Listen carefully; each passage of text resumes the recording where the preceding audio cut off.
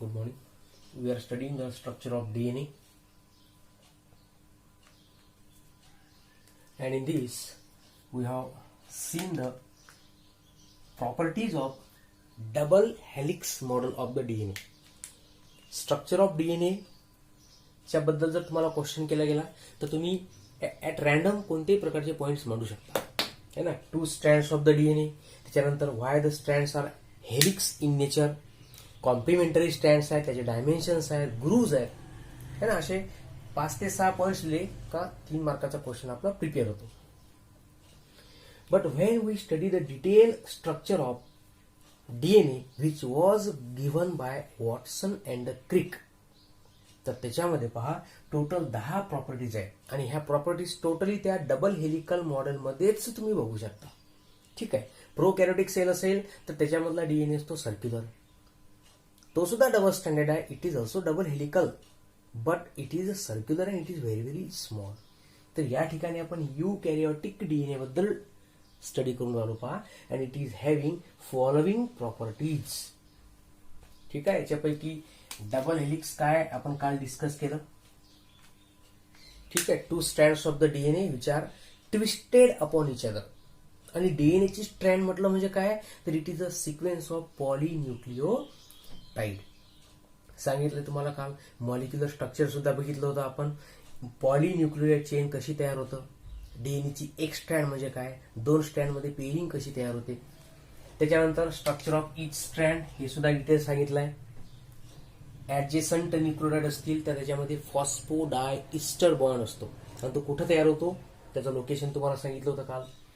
ग्रूज है ना, depressions form during the coiling of DNA strand. आता याच्यानंतरचा मुद्दा पाय complementary base pairing and complementary strand. इथं हा जो कॉम्प्लिमेंटरी वर्ड आहे हा दोघांसाठी कॉमन आहे. आणि बेस पेरिंग आणि स्ट्रँड, सगळ्यात पहिलं बेस पेरिंग क्लिअर करायची आहे. तर पहा, when we study the structure of DNA like this, समजा हा एक डीएनएचा पार्ट आहे.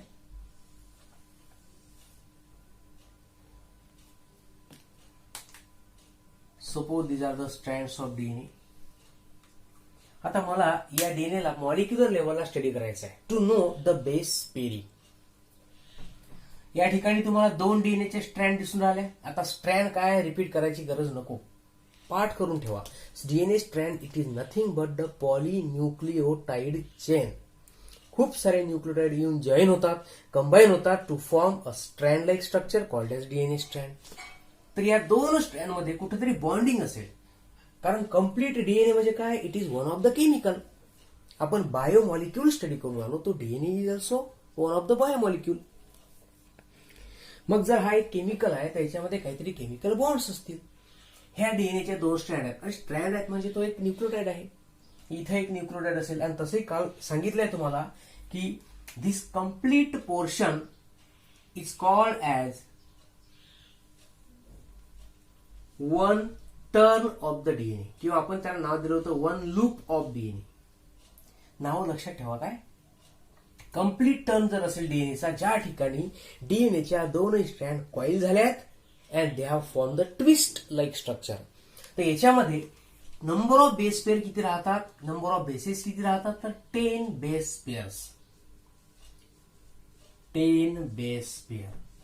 आणि एक्सप्लेन केलं होतं की what is mean by a base pair. Simply 2 न्यूक्लिओटाइड आहेत, डीएनएच्या 2 अपोजिट स्ट्रँड मधले एक न्यूक्लिओटाइड या ठिकाणी असेल, दुसरा न्यूक्लिओटाइड या ठिकाणी असेल.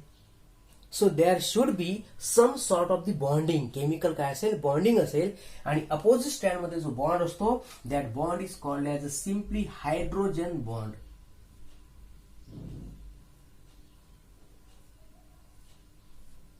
ओके, लाईक दिस.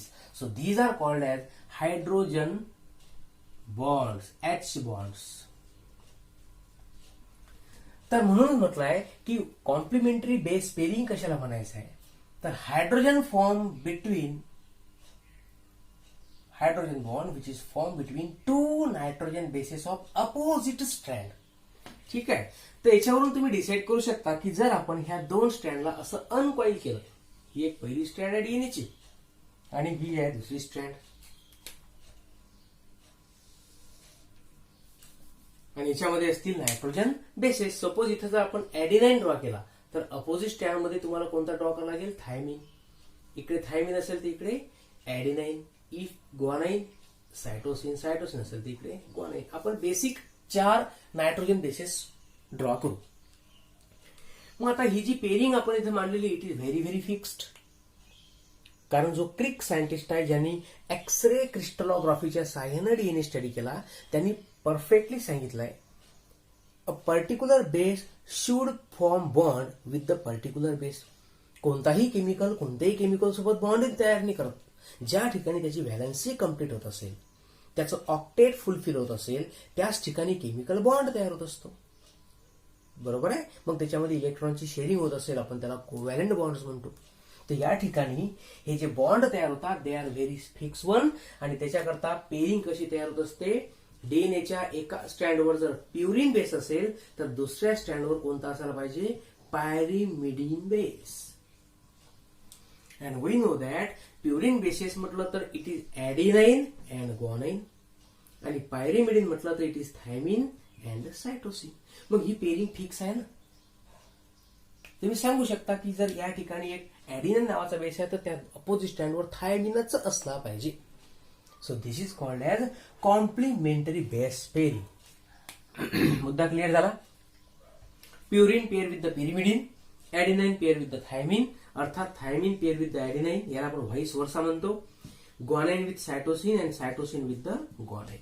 ही झाली आपली कॉम्प्लिमेंटरी बेस पेरिंग. आता याच्यावरूनच समोरचा टॉपिक आहे कॉम्प्लिमेंटरी स्ट्रँड.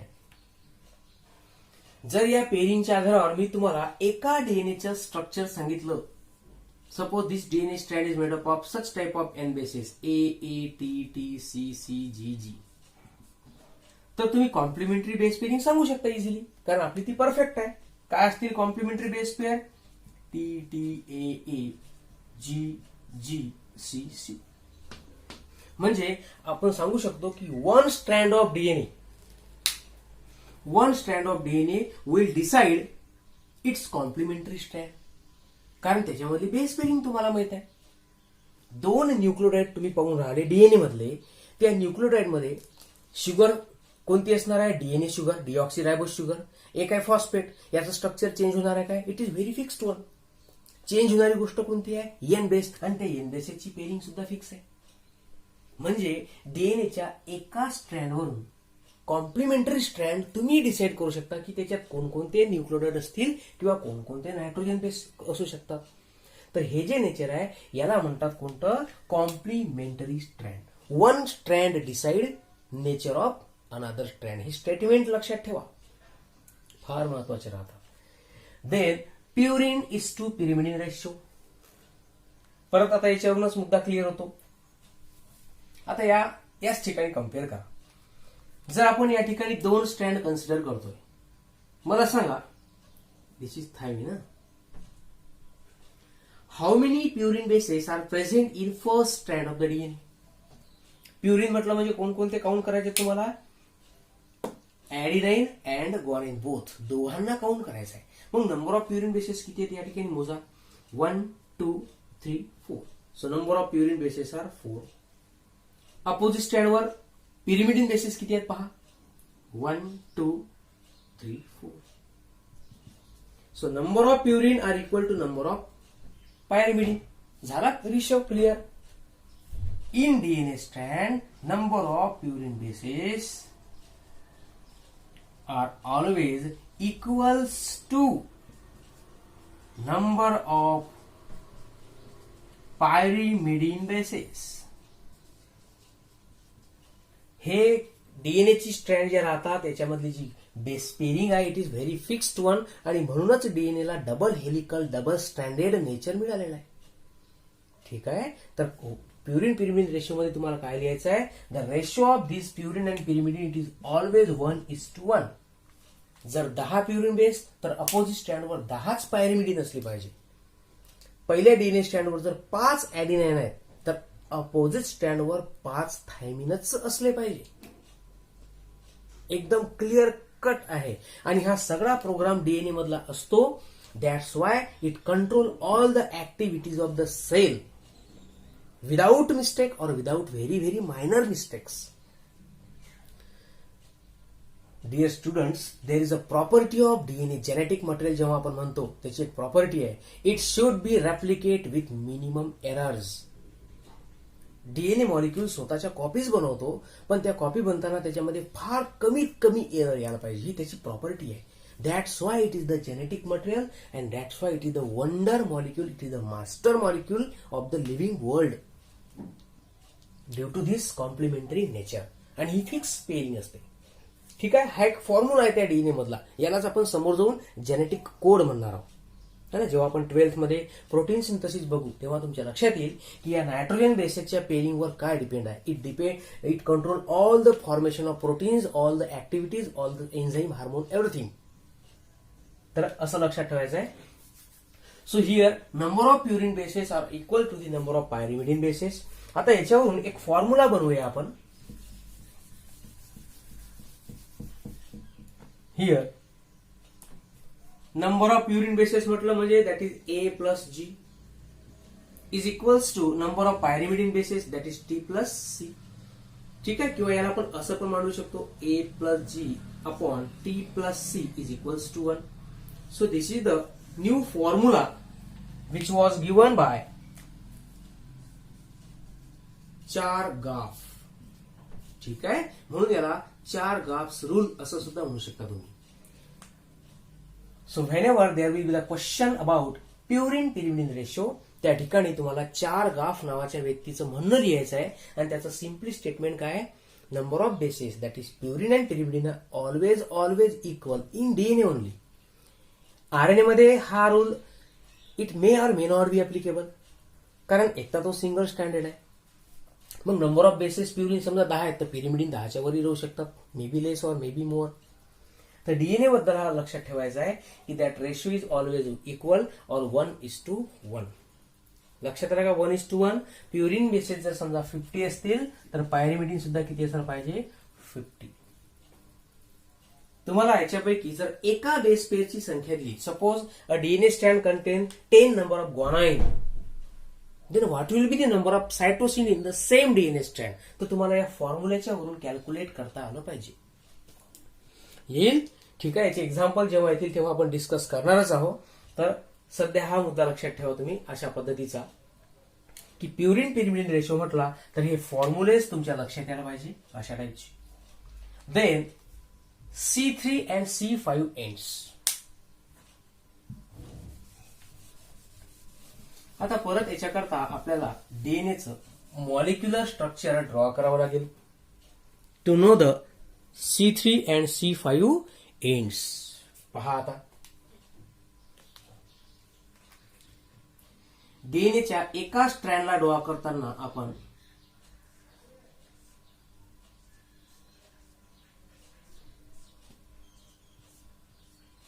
ठीक आहे, मी सध्या 3 न्यूक्लियोटाइड ड्रॉ करतो. Sugar sugar sugar. फर्स्ट कार्बनला काय अटॅच असेल, एन बेस.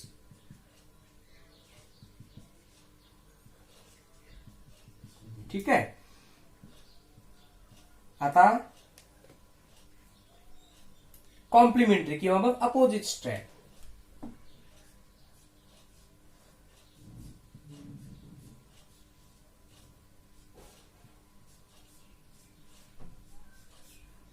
like this.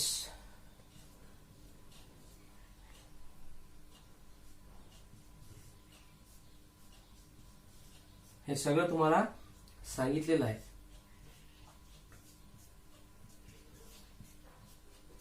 आता या ठिकाणी पहा, महत्वाचा मुद्दा पाहायचा आहे तो म्हणजे C3 and C5 एंड्स कशाला म्हणायचं आहे. पहा, 2 डीएनए स्ट्रँड आपण ड्रॉ केले आहेत. Suppose this is the one strand of DNA and this is another strand of the DNA. आता सपोज मला या स्ट्रँडला रीड आउट करायचं आहे ना. C3 C5 end. Here C means carbon. म्हणजे जर समजा पहिली डीएनएची स्ट्रँड इथून स्टार्ट केली तर याच्यामधला हा जो पेंटोज शुगर आहे महत्वाचा कंपोनंट कोणता आहे? Pentose sugar. बाकीच्या दोन गोष्टी त्याला अटॅच झाल्या आहेत. म्हणजे मेन कंपोनंट कोणता आहे आपला? शुगर. तर या शुगर मधला कोणता कार्बन फ्री असतो त्याला म्हणायचं तुम्हाला C3 अँड C5 एंड. म्हणजे हे क्लिअर कट सांगू राहिलं तुम्हाला की these are the free carbon atoms. मग आता पहिला स्टार्टिंगचा जर न्यूक्लियोटाइड आपण विचारात घेतला, this one, this is our complete nucleotide, first nucleotide. कोणताही राहू शकतो आहे ना. इथे मी ॲडिनाइन लिहिलंय. Suppose it may be the thymine or among the 4 nitrogen bases. तर याच्यापैकी पहा तुम्ही, याला जर आपण फर्स्ट कार्बन कन्सिडर करतोय, this is the first one, second, third, fourth and fifth one. तर या ठिकाणी पाचवा जो कार्बन आहे तो कोणता आहे? फ्री. तर याला मी नाव देतो इट इज C5. याला काय म्हणतो? C5. Second nucleotide, third nucleotide, fourth, fifth, so on. जो लास्ट न्यूक्लियोटाइड असेल तो सुद्धा अशा पद्धतीचा असेल. आता बघूया आपण कोणता कार्बन फ्री आहे. First, second, third. The third carbon is free. So या ठिकाणी OH ग्रुप असतो. मॉलेक्युलर स्ट्रक्चर तुम्हाला सांगितलंय, त्याला रिकव्हर करा, त्याची रिव्हिजन करा. मग याला मी नाव देतो C5 एंड, सॉरी C3. या ठिकाणी जर C5 आहे तर या ठिकाणी C3. हे लक्षात आलं का? C3 काय आहे? पहिल्या कार्बनला N बेस, तो तर बॉन्ड तयार करतो. तुम्हाला सेकंड बेस जो आहे तो काय बॉन्ड करतो? तर सेकंड मध्ये H ग्रुप असतो, कारण हा डीऑक्सिरायबोज शुगर आहे. आणि हा की फ्री नाही आहे, हा त्या डीएनएच्या कॉइलिंग मध्ये एंगेज असतो. कारण डीएनए कसा आहे? It is like the twisted ladder. Coil होत असताना प्रत्येक डीएनएची स्ट्रँड कॉइल असते. बरं लक्षात ठेवायचे, it is never be a straight one. डीएनएची एक स्ट्रँड असो का दोन स्ट्रँड असो, बोथ आर हेलिकली कॉइल. कारण त्याच्यामध्ये नायट्रोजन बेस, पेंटोज शुगर आणि फॉस्फेट याची बॉन्डिंग आहे, त्याच्यामुळे तो कॉइल आहे. आणि कॉइलिंग मध्ये हा जो बेस आहे हा एंगेज असेल. Now which carbon is free? It is the third carbon. चौथा कार्बन या ठिकाणी, पाचवा कार्बन तर तो फॉस्फेट सोबत बॉन्ड तयार करतोय. ठीक आहे. म्हणजे whenever we consider the one स्टँड ऑफ डीएनए, त्याचे दोन एंड फ्री असायला पाहिजे, एक फिफ्थ कार्बन आणि एक थर्ड कार्बन. तर त्याला लिहिताना C5 end C3 end. Opposite स्टँडला बघा, इथं आता स्टार्ट करताना पहा, इथं read out carbon number of atom जे आपण रीड केले ते इथून केले. कुठून? जिथं N बेस अटॅच असेल तिथं. मग आता इथं स्टार्टिंग कुठून कराल? From N base. So this will be the first carbon, second, third. कोणता कार्बन फ्री आहे? थर्ड. परत सेकंड मध्ये हायड्रोजन असतो, तो फ्री नाही आहे. तर याला मी नाव देतो C3. Second, third, last nucleotide. पहिला कार्बन, दुसरा, तिसरा, चौथा आणि तिथं पाचवा. या ठिकाणी पाचवा कार्बन असेल जिथं काय अटॅच असेल? Phosphate group. आणि याला मी नाव देतो C5. हे समजणं फार महत्वाचं आहे. These are the free ends of DNA. फार महत्वाचं आहे. आणि यालाच नाव द्यायचं तुम्हाला C3 and C5 end. Fix. त्याच्यानंतर polarity of the strand. Poles means end. आता हा जो पॉइंट आहे हाच इथं यांनी वेगळ्या पद्धतीने मांडलेला आहे. पोलॅरिटी याचं असं म्हणणं आहे की each DNA strand maintains its polarity. ही जर डीएनएची स्ट्रँड आहे तर याचे दोन पोल आहेत. This is upper pole, this is lower pole. Pole म्हणजे टोक. ठीक आहे. किंवा पोलला आपण पॉइंट्स म्हणू शकता. या ठिकाणी तुम्ही एंड म्हणू शकता किंवा ऍक्च्युली कार्बन. मग आता एका डीएनए स्ट्रँड मध्ये दोन एंड दिसत आहे. एक आहे C5 एंड किंवा याला आपण नाव देऊ 5' एंड. आणि जो दुसरा आहे त्याला C3 कार्बन नंबर 3 किंवा याला मी नाव देतो 3'. So 5' and 3' these are the free ends of one strand called as polarity. Opposite strand पहा, याच्यामध्ये इथं 3' आणि लोअर एंड कोणता असेल? 5'. ती झाली दुसरी पोलॅरिटी. म्हणजे एका स्ट्रँडची पोलॅरिटी जर तुम्हाला पाहायची असेल तर ती आहे 5' to 3'. ही त्याची डायरेक्शन पण म्हणू शकता तुम्ही. पहिल्या स्ट्रँडचा fifth carbon of first strand will be opposite. Opposite तर आहेच आहे, but it is closer to third carbon of another स्टँड. पहिल्या स्टँडचा फिफ्थ कार्बन, दुसऱ्या स्टँडचा थर्ड कार्बन. हे दोन्ही कसे असले पाहिजे? They are in front of each other, they are nearer to each other. आणि यालाच पोलॅरिटी असं म्हटलेलं आहे. म्हणजे दोन डीएनएचे स्टँड जेव्हा कॉईल होतात तेव्हा त्याच्यामधले दोन एंड कसे राहतात? They are nearer to each other. एकाचा जर फिफ्थ कार्बन असेल तर दुसऱ्याचा तो थर्ड कार्बनच असला पाहिजे. याला म्हणायचं तुम्हाला कोणता point, polarity of the strands. त्याच्यानंतर आहे अँटी पॅरलल. जर आपल्याला डीएनएची डायरेक्शन सांगायची असली तर पहा, first strand of DNA it is oriented in 5' to 3' direction. ठीक आहे. अपोजिट स्ट्रँड जर पाहिली तर त्याची 3' to 5' डायरेक्शन. ठीक आहे. One strand of DNA is oriented. Orient म्हणजे काय, तर कशा पद्धतीने ती अरेंज झालेली आहे. तर 5व्या कार्बन फ्री आहे आणि शेवटच्याचा 3rd कार्बन फ्री आहे. तर याला रीड करताना 5' to 3' वाचायचं आहे. तेच अपोजिट मध्ये पाहिलं तर 3' to 5'. So these are the parallel strand. तुम्हाला सांग सर पॅरलल कशा काय, तर जेवढे बेस पेअर पहिल्या स्टँडवर आहेत तेवढेच नंबर ऑफ बेस पेअर दुसऱ्या स्टँडवर आहेत. म्हणजे both strands are very very similar आहे. अशा पद्धतीचे राहतील त्या 2 स्ट्रँड. ठीक आहे. यामध्ये जर समजा 100 प्युरिन बेस आहेत तर अपोजिट स्टँडवर 100 पायरिमिडिन असतील. जेवढी लेंथ या स्टँडची आहे तेवढीच लेंथ दुसऱ्या स्टँडची आहे. तर दोन्ही कशा झाल्या, पॅरलल आणि अशा एकसारख्या अरेंज झाल्या. So both DNA strands are parallel to each other. Parallel आहेत पण त्यांची डायरेक्शन अपोजिट आहे. एकाची 5th कार्बन पासून स्टार्ट झाली, दुसऱ्याची 3rd कार्बन पासून स्टार्ट झाली. एकाचं ओरिएंटेशन 5 to 3 आहे, दुसऱ्याचं ओरिएंटेशन 3 to 5 आहे. So both strands are parallel but in opposite direction. आणि म्हणून त्याला म्हणायचं तुम्हाला anti parallel strands. Each and every point is very very important for us. तर हे झाले डीएनएतले सगळ्यात महत्वाचे पॉइंट्स. लक्षात येत आहे. फ्री एंड्स म्हटलं तर त्याला C3 आणि C5 एंड. काही बुकमध्ये C प्राईम है ना, म्हणजे C5 एंड, 5 प्राईम, 3 प्राईम असे नाव दिले आहे. किंवा त्याला डॅश म्हणायचं आहे, 5', 3'. तर अँटी पॅरलचा लक्षात आला. 2 स्टँड पॅरल आहेत, फक्त डायरेक्शन अपोजिट आहे. सो अँटी पॅरल. लास्ट टॉपिक इज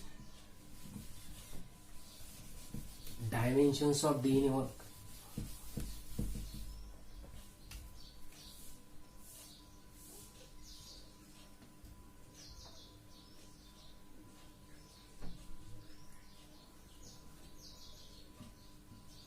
पहा आता, कम्प्लीट युकॅरियोटिक डीएनए आपण बघून राहिलो तर त्याच्यामध्ये डायमेन्शनचा अर्थ कळतो की त्याच्यामध्ये त्याची लेंथ किती आहे, त्याची साईज किती आहे. आपण जेव्हा एखाद्या ऑब्जेक्टचं डायमेन्शन बघत असतो then try to know about the size, length आणि त्याची विड्थ किती असेल.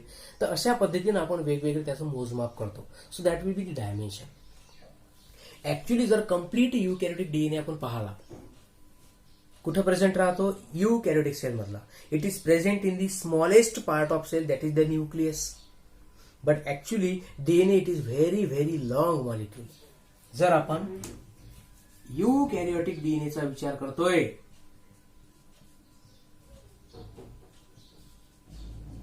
It has the length about 2.2 meters. Complete length किती आहे डीएनएची, 2.2 मीटर. आता याचे डिस्टन्स पहा कसे आहेत, डायमेन्शन कोणकोणते लक्षात ठेवायचे तुम्हाला. अपोजिट स्ट्रँड मधलं जे डिस्टन्स असेल, the distance between 2 opposite strand, याला म्हणायचं तुम्हाला डायमीटर ऑफ डीएनए. काय म्हणायचं आहे, diameter of DNA. And it is 20 angstrom. काय लक्षात ठेवायचं आहे, 20 अँगस्ट्रॉम. ओके. त्याच्यानंतर आता पहा, complete DNA it is made up of nucleotide. ठीक आहे. दोन्ही स्ट्रँड मध्ये न्यूक्लियोटाइड आहे, त्याच्यामध्ये बॉन्डिंग आहे. तर आता आपल्याला पाहायचं आहे की जेव्हा डीएनएचा एक सर्कल कम्प्लीट होतो, एक टर्न कम्प्लीट होतो, 2 डीएनएच्या स्ट्रँड कॉईल झाल्या तर याला म्हणतो आपण एक टर्न तयार झाला, 1 लूप किंवा 1 टर्न. लक्षात राहील ना तुमच्या. किंवा यालाच म्हणतात 1 गायरी. एक सर्कल, एक कॉईल कंप्लीट झाला त्याला म्हणायचं. आणखी एक नाव दे, 1 कॉईल. पहा किती नाव दिले तुम्हाला. तर याच्यामध्ये नंबर ऑफ बेस पेअर असायला पाहिजे किती, तर 10 बेस पेअर. किती असतात, 10 बेस पेअर. हा पहिला बेस पेअर, हा दुसरा असेल, तिसरा, चौथा, 5वा. म्हणजे इथं 5 आणि इथं 5. कम्प्लीट टर्न मध्ये किती झाले, 10 बेस पेअर. तर याच्यामध्ये काही डिस्टन्स असतात पहा, ते लक्षात ठेवायचे आहे. The distance between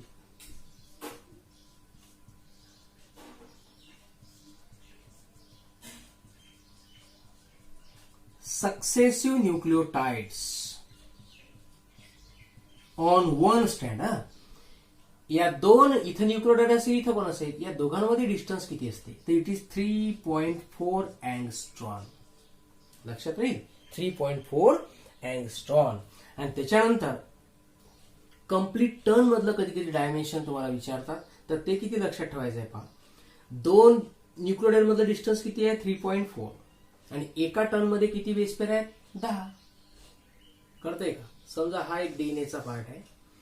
1 2 3 4 5 6 7 8 9 and 10. Number of base pair किती झाले, 10. दोन सक्सेसिव्ह न्यूक्लियोटाइड मधलं डिस्टन्स 3.4 अँगस्ट्रॉन.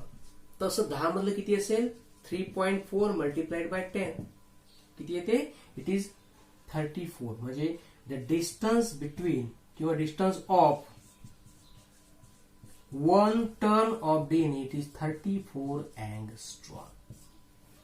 तर एवढे डायमेन्शन्स तुम्हाला लक्षात ठेवायचे आहेत पहा. एक तर हा नॅनो पार्टिकल आहे, नॅनो मीटर मध्ये आपण याची लेंथ वगैरे याची डिस्टन्सेस बघू शकतो पहा. हे एक ऍव्हरेज काढलाय त्यांनी की हा 2.2 मीटर असू शकतो. Actually DNA it is the acid है ना. याची लेंथ माहीत करणं, याच्या डायमेन्शन्स माहीत करणं हे फार डिफिकल्ट टास्क असतं पहा विद्यार्थी मित्रांनो. पण तरी पहा वॉटसन क्रिक, त्याच्यानंतर त्याचे जे असोसिएट असतील ज्युनियर, रोझालिन फ्रँकलिन विल्किन नावाचा व्यक्ती आहे, ते या सगळ्यांनी मिळून एक टिपिकल डीएनएचं स्ट्रक्चर आपल्यासमोर मांडलं आहे. तर अमॉंग द डायमेन्शन तुम्हाला एवढ्या गोष्टी लक्षात ठेवायच्या. ठीक आहे. तर डबल हेलिकल मॉडेलमध्ये जर तुम्हाला स्ट्रक्चर ऑफ डीएनएचे पॉइंट्स विचारले तर एवढे 10 पॉइंट्स महत्वाचे आहेत. ठीक आहे. We will just overlook all the topic. Double helix, 2 strands of DNA helically twist to each other. Coiling of DNA strand, it is called as helix. Structure of each strand मध्ये काय लिहायचं आहे, polynucleotide chain. Successive nucleotide मध्ये फॉस्फोडायइस्टर bond. grooves, due to coiling there is a depressions, major depression, minor depression, called as grooves. Major groove, minor groove. Complementary base pairing, purine pair with the pyrimidine, pyrimidine pair with the purine. Complementary base pairing, complementary strand. One DNA strand decide the nature of another. एका DNA strand चे base pair तुम्हाला सांगितले, तुम्हाला त्याचे complementary सांगता आले पाहिजे. One DNA strand decide the nature of complementary strand, called as complementary strand. Purine pyrimidine ratio 1:1, equal number of purine and pyrimidine bases. C3C5 end free carbon कोणकोणता असतो, पोलॅरिटी 5'3' आपण डिटेल मध्ये डिस्कस केलाय. Anti parallel but opposite in direction, आणि dimension कोणकोणते ते एवढे. Okay. So in this way we have finished the structure of eukaryotic DNA. Okay. बाकीचा पार्ट आपण उद्याला स्टडी करू.